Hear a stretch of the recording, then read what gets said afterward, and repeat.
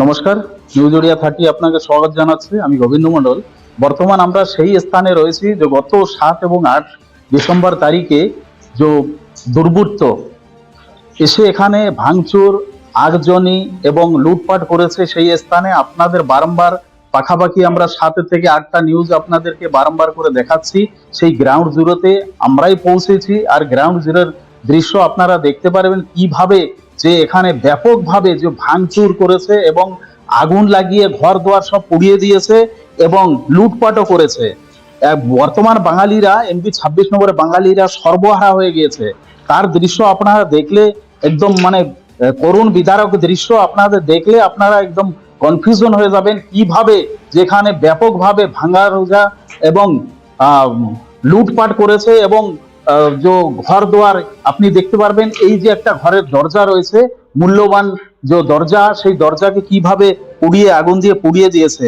তো এই পরিবারে যে একজন সদস্য রয়েছে তার কাছ থেকে আমরা সোজা জানতে চেষ্টা করব কিভাবে এই ঘটনা ঘটেছে আর কেন ঘটেছে ঘটনা, আর কেন যে এই দুর্বৃত্তরা এসে যে আগুন লাগিয়ে পুড়িয়ে দিয়েছে ঘর বাড়ি এবং ভাঙচুর করেছে, লুটপাট করেছে, আর কারা ছিল। আমার নাম অরুণ হালদার। এই 26 নম্বর গ্রাম বাড়ি। আমার ঘর দুয়ার সব পোড়া দিয়েছে চন্দ্রভাবে। আমি কিছু বলতে পারতেছি না, মুখে মুখে পাঠিয়ে যাচ্ছে। কিন্তু আপনারা সবাই মিলে দেখুন কি অবস্থা করছে গ্রামবাসীদের। একজন নিরীহ মানুষ এই যে মানুষকে অত্যাচার কাণ্ড করছে, আর যাই সবাই মিলে আমরা ভোগ করতেছি। এই যে মারছে তার কোনো সন্ধান এখনো পায় নাই, কারণ নিরীহ মানুষগুলোকে এইভাবে নির্যাতন দিচ্ছে, জ্বালায় পোড়ায় শেষ করে দিচ্ছে। এর জন্য প্রশাসন এখানে ছিল, তথাপি আমাদের বলছে যে গা ঢাকা দাও, তোমাদের কিছু হবে না, এরা রেলি করে চলে যাবে। কিন্তু পুলিশটা দেখছে আর ক্যামেরা করে করে নিয়ে গেছে।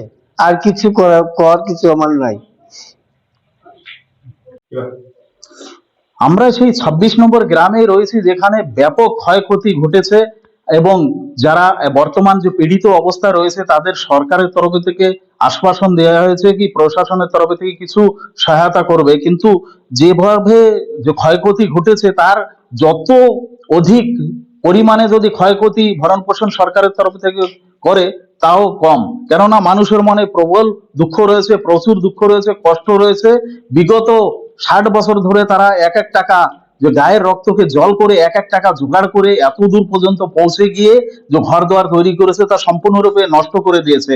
তো আমাদের সঙ্গে একজন মা রয়েছেন এই যে পরিবারের, তার সঙ্গে সোজা কথাবার্তা বলবো এবং জিজ্ঞাসা করবো যে কি ঘটেছিল। মা, বলবেন? যে অন্যায় করছে তাদের না ধরে স্যার আমরা নিরীহ মানুষ আগে সব মুসলমান করে দিচ্ছে স্যার। জিনিসপত্র আগুন দিয়ে পোড়াইছে, যত পারছে লুটলাট করে নিয়ে গেছে। পুলিশে গায়ে আমরা রয়েছি, তোমরা থাও ঘরে, কিছু হবে না স্যার। ওই পুলিশে থেকে আমাকে জিনিসপত্র আমরা সরাইতে পারি নাই। আমাদের বাচ্চা কাচ্চা নিয়ে আমরা যার মতন সেই সময় পলাইছি, আর সব জিনিসপত্র লুটলাট করছে আগুন দিয়ে পোড়াইয়ে। স্যার আমাকে সর্বহারা করে ফেলাইছে, আমাদের একটা জল খাওয়ার গ্লাস পর্যন্ত নেই স্যার। কারা ছিল এইভাবে যে আগুন দিয়ে পুড়িয়ে দিয়েছে, লুটপাট করে নিয়ে গেছে? আপনি যে বলছেন তারা কারা ছিল যারা এসে আগুন লাগিয়েছে এবং লুটপাট করে নিয়ে গেছে? স্যার সব আদিবাসীরা তীর ধনুক যে যা পারছে দাম গুলো নিয়ে এসে সেই দেয়। বাঙালিরা সব পলাইছি যে যেখানে পারছি, বাচ্চা কাচ্চা নিয়ে।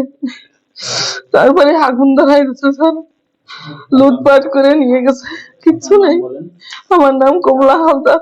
কত বছর ধরে রয়েছেন এই বিষয়টা 60 বছর ধরে। নিউজ ওড়িয়া 30 চ্যানেলର ନୂଆ ନୂଆ ଅପଡେଟ୍ ଶୀଘ୍ର ଦେଖିବା ପାଇଁ ଚ୍ୟାନେଲଟିକୁ ସବସ୍କ୍ରାଇବ୍, ସେୟାର, ଲାଇକ୍ ଏବଂ କମେଣ୍ଟ କରନ୍ତୁ। ଧନ୍ୟବାଦ।